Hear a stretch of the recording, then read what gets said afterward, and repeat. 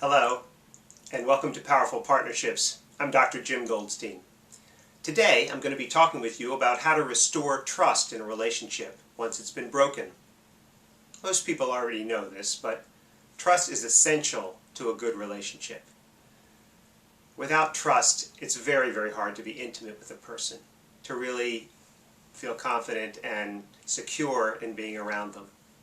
Usually, trust is broken through something that someone said or did, and what it does is it makes the other person wonder whether you would do this in the future. The interesting thing is, it doesn't really matter how long you've been trustworthy. You could be trustworthy for years and years and years and years. But once you break a trust, something has changed. And it's very, very difficult to just put it back together. So the fact that you've been trustworthy all that time doesn't really count for much. Anyway, there are certain things that you can do that would definitely work towards restoring trust. It won't happen all at once, but when it does happen, it can be a wonderful thing. And it can actually bring you closer than before the trust was broken. I learned this lesson early in my marriage because I went through an incident with my wife where she had just moved down here from Philadelphia.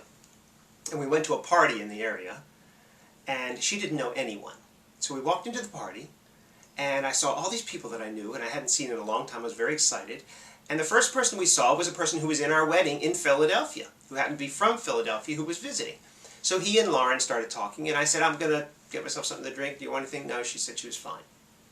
So I went into the kitchen, and when I got into the kitchen, I saw these guys I hadn't seen in a long time, and I was very excited to see them. I started drinking beer with these guys and talking, and I would glance over there, and Lauren seemed very engaged with Mitchell, our friend, and she seemed fine. So I was just talking. I would always look over there, see how she was doing, but she seemed great. Anyway, a long time went by, and I finally went over to her and I said, hi, you guys, what do you think? You ready to go? And she gave me this look like something was really wrong. And when we left, I said, I thought that was kind of a good party. What's the matter? She said, you abandoned me there. I can't believe this. You completely abandoned me. You never came back to check on me. I said, well, I looked over there and you looked like you were talking with Mitchell. He says, he felt sorry for me because you never came back. He couldn't get up either. So he felt like he had to stay with me. It was horrible. I was so embarrassed. I don't trust you anymore. I mean, I'm not doing this. I'm not going to any parties with you. I was like, uh-oh. I really knew that I blew it. So, this is how I fixed it. I tried saying I was sorry. I was really sorry, but that doesn't seem to help at all. They get that you're sorry, but they also don't get that you wouldn't do it again. So what I had to do was, I had to let myself feel what it must have felt like to be her in that situation. This is really important. You slide into the other person's seat and you imagine what that would be like in a party where you didn't know anybody and you're sort of clinging on to this one person that you do know who you're embarrassed that they feel sorry for you and they're just hanging out with you because your husband has just basically abandoned you there. It was awful. When I let myself realize what that was like for her, I said, look, that was completely unacceptable what I did. Even if I thought I was okay, it really wasn't okay with me that I did that. I'm really, really sorry. She said, all right. But I knew that she didn't trust me. She would predict that I would do the same thing inadvertently later and then apologize again.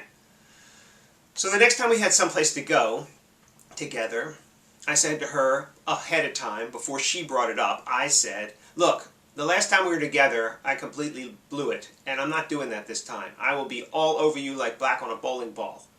And she said, well, I don't know. I don't feel comfortable going to these parties. I don't know if I can try. I said, I know, but you'll have to see. So we get into the party, and I was glued to her.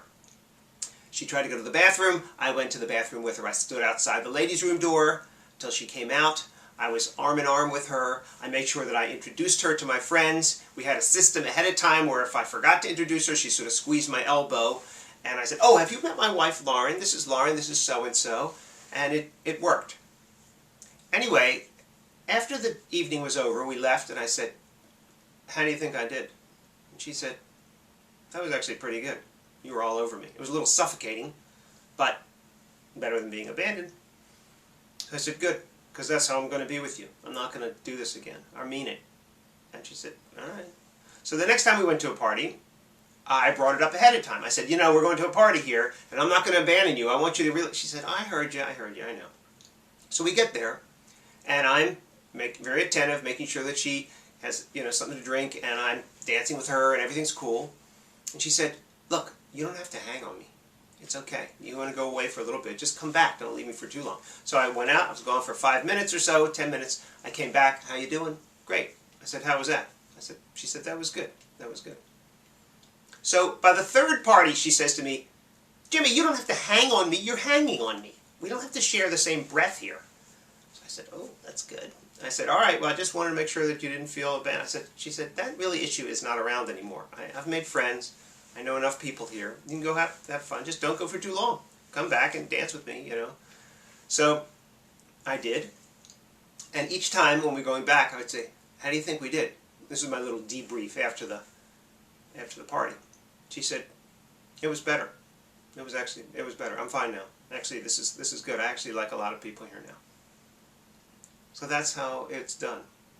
And I'll go over these steps very quickly with you.